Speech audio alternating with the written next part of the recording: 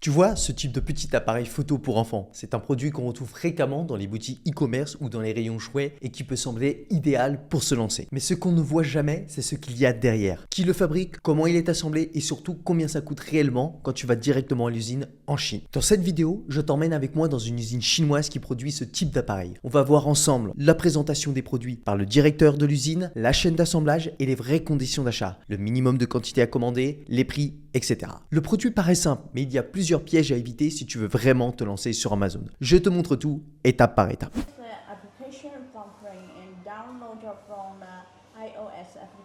Ok, très bien. Ah, iOS, ok d'accord, pour les iPhones, parfait. Donc celui-ci il a des fonctionnalités avec une application que l'autre n'avait pas. 然后那个另外的一个也可以下载这个吗？还是不是？不行。Non, là il n'y a que sur celui-là. Oui, d'accord, oui, donc il y a bien une différence avec celui de tout à l'heure, ok.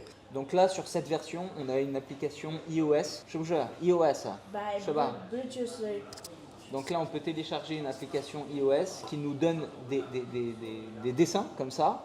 Et votre enfant peut imprimer les dessins à partir de cette application sur cet petit appareil directement et faire du coloriage par exemple, tu vois. C'est ça, ouais. Au lieu d'acheter des cahiers, etc., tu peux choisir le design que tu veux. C'est super ça. Ouais. Voilà, on choisit le design qu'on veut et on peut imprimer et votre enfant peut faire du coloriage. Il n'y a pas d'encre, il n'y a pas de risque de se tacher et vous avez une multitude de choix également en termes de design. Et ben voilà, je me posais cette question tout à l'heure. Comment est-ce que vous pouvez le transporter?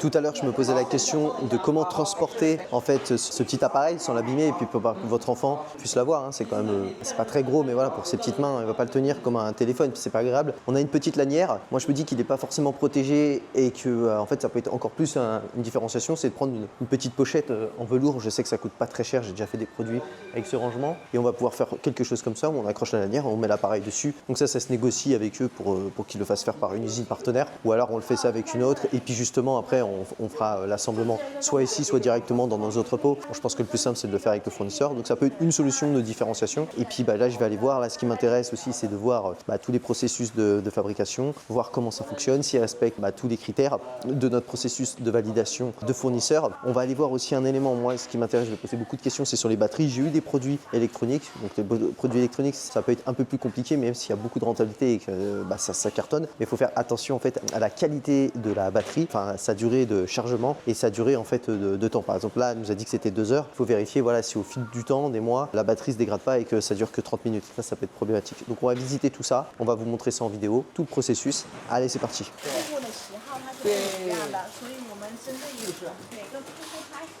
Donc la base en fait reste la même, d'accord. Ensuite il y a des différenciations en fonction des modèles, mais à la base le moule est le même. Donc voilà, c'est très intéressant, c'est le début de la production, c'est juste ici, le début de l'atelier, et je vous montre ça. Ça commence ici. Voilà, c'est lui qui s'occupe de ça, le premier là avec le t-shirt blanc. Et après ça continue le processus.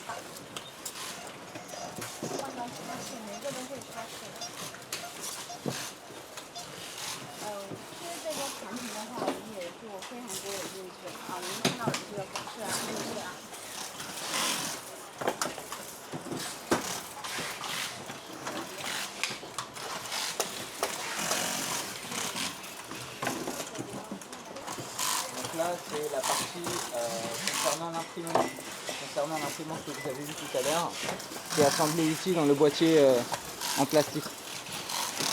Okay. Donc là, c'est un contrôle qualité interne, c'est ça? Ouais, il vérifie que toutes les fonctionnalités à moitié. bien, Okay, ouais. L'imprimante, absolument tout, en fait, le chargeur, la batterie, etc.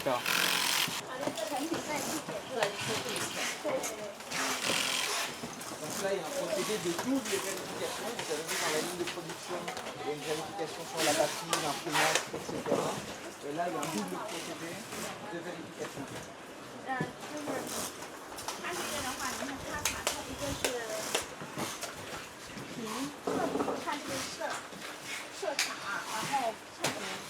Ok, donc là, il y a un espèce de AQL. Donc, en guise de rappel, le AQL, c'est le Acceptance Quality Level. Donc, vérifier si effectivement toutes les fonctionnalités de l'imprimante fonctionnent convenablement.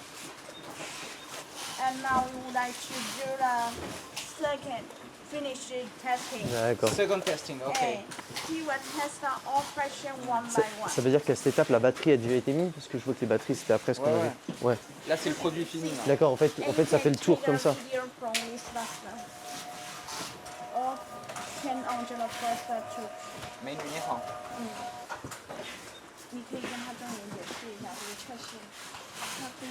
Et sur chaque produit, elle teste les 5 fonctionnalités?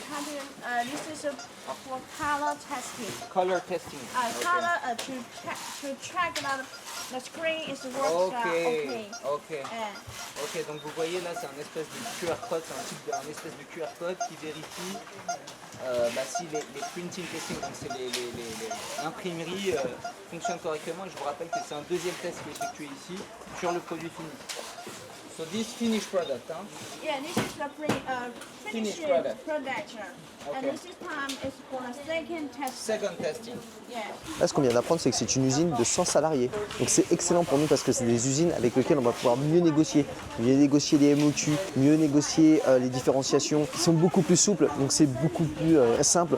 C'est pas des grosses usines qui ont des gros clients et qui peuvent entre guillemets nous snobber. N'oubliez pas de vous abonner et de liker cette vidéo parce que plus j'ai de référencement, plus j'aurai de poids auprès des usines pour négocier pour vous des produits Amazon friendly que je vais analyser et ensuite je pourrai vous les proposer pour vendre tout simplement sur Amazon et gagner de l'argent. Les batteries, c'est les garanties en fait qu'on a. Qui c'est qui lui fournit? Quelle est cette usine? Et est-ce qu'ils ont bien les documents de cette usine? Comment est-ce qu'on est sûr? Ouais, mais c'est les documents de l'usine qu'on doit avoir, pas de eux, tu vois. Ouais, non, mais Ok. c'est bon ça. D'accord. Ah, c'est des produits sensibles dans les batteries. Ouais, bien sûr. Ah ouais, demande-lui, là ok elle est de 2 heures d'autonomie maintenant, mais qu'est-ce qui me garantit que dans un an elle n'est pas de 30 minutes On ou va de 15 parler des minutes? garanties, Ouais, question, mais des ça. garanties sur les batteries qui sont à part du produit ok et fonctionner, c'est On cool. va demander, ouais. Voilà. Moi j'ai eu des problèmes. Donc c'est intéressant, on voit quand même qu'ils ont pas mal de stockage pour une petite usine de 100 salariés. Donc pourquoi c'est intéressant? Parce que si vous n'avez pas un bateau tout de suite, par exemple si vous faites du bateau, et ben en fait vous savez que vous pouvez stocker chez le fournisseur pendant un laps de temps certes limité, hein. Le but c'est pas qu'il vous entrepose ça pendant des mois, mais voilà, on sait qu'on peut attendre. Si on a un bateau que par exemple dans 2 ou 3 semaines, ce qui peut arriver, des fois il y a des pénuries, il y a des grosses périodes, vous savez, avant d'envoyer les stocks en septembre, octobre, pour que ça arrive pour les fêtes de fin d'année, avant le nouvel an chinois, c'est vrai que c'est des moments où les usines saturent. Et donc on sait que là on peut entreposer dessus et de toute façon si vous avez beaucoup plus de palettes et que le fournisseur ne peut pas stocker, vous savez que nous on peut vous les entreposer dans notre propre entrepôt de stockage. This is the packaging line because the different customer wants a different packaging. Okay. So you can see that it's a very beautiful packaging Yes. for everyone. So you can see that our business is overworld. Donc ça c'est une excellente chose, vous avez vu 7 à 10 jours pour la production avec personnalisation, donc ça vraiment c'est des choses que j'ai rarement vues. Généralement on est plus sur minimum du 15 jours à un mois, hein, généralement, et pourquoi pas 40 jours sur certains types de produits. Donc ça veut dire quoi? Ça veut dire qu'il y a un turnover beaucoup plus simple au niveau de vos produits, et donc ça veut dire que vous aurez besoin d'importer beaucoup moins de produits à chaque fois que vous ferez un réassort. Ça veut dire quoi? Ça veut dire moins de trésorerie qui sera mobilisée, et donc ça vous permettra en fait de sortir un deuxième, troisième ou quatrième produit plus rapidement. De toute façon ça veut dire forcément plus de trésorerie, moins de délai stock, ça veut dire moins de stock tampon avant de tomber en rupture de stock, ce qui permet voilà de mobiliser moins de trésorerie. Je me répète, ça c'est un élément extrêmement important. Je vous parle toujours de rentabilité, je vous parle toujours de cash flow. Bah voilà, ça c'est des éléments de négociation, c'est des éléments extrêmement importants à prendre en compte. Il n'y a pas que le prix, il n'y a pas que les MOQ, même si ce sont des éléments importants voire discriminatoires pour choisir un fournisseur. Le délai de production, de fabrication et de mise à disposition sont extrêmement importantes. Ok, donc la notice elle peut être traduite en français. Ouais. Ok, parce que vu que c'est du produit électronique, il faut absolument que les notices soient vraiment carrées au niveau de l'utilisation. On a beaucoup de choses à mettre par rapport au voltage, etc. Je ne vais pas rentrer dans le détail. Vu que nous on prône de vendre sur toute l'Europe, à l'international, voire aux États-Unis, il nous faut aussi la notice dans toutes les langues. Bien sûr. Et les notices qu'ils nous fournissent au minimum en anglais sont très mal traduites. C'est un très bon Ok. exemple.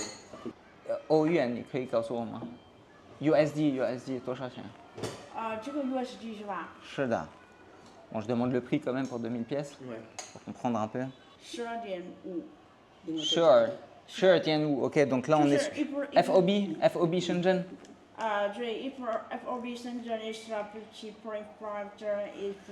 Ok, on est sur un prix USD FOB Shenzhen de $12 à peu près, 12,78 $. Alors, est-ce que je valide cette usine pour un lancement Amazon? Honnêtement, non. La qualité de l'atelier de production est très bonne, tout est bien coordonné, le produit est propre, il y a un vrai contrôle interne, aussi bien en cours qu'en fin de production. Mais le vrai problème, c'est la communication. Aucun contact ne parlait anglais, donc tout l'échange a dû se faire en mandarin. Heureusement que j'étais avec mon associé qui parle chinois, sinon c'était mission impossible. Et surtout, le point vraiment éliminatoire, c'était le minimum de quantité à commander. Comme tu as pu l'entendre, c'était 2000 pièces minimum. Pour un produit qu'on n'a encore jamais testé sur Amazon, ça représente plus de 25 000 € de mise de départ. C'est énorme, surtout pour ce prix d'achat qui, entre nous, m'a paru vraiment élevé pour ce type de produit. Mais je t'en parlerai en détail dans la prochaine vidéo où je décortiquerai toute la niche, concurrence, rentabilité, positionnement. Tu n'es pas encore au bout de tes surprises. Donc si ce n'est pas encore fait, pense à t'abonner pour ne pas la rater. Prends soin de toi, on se retrouve dans la prochaine vidéo.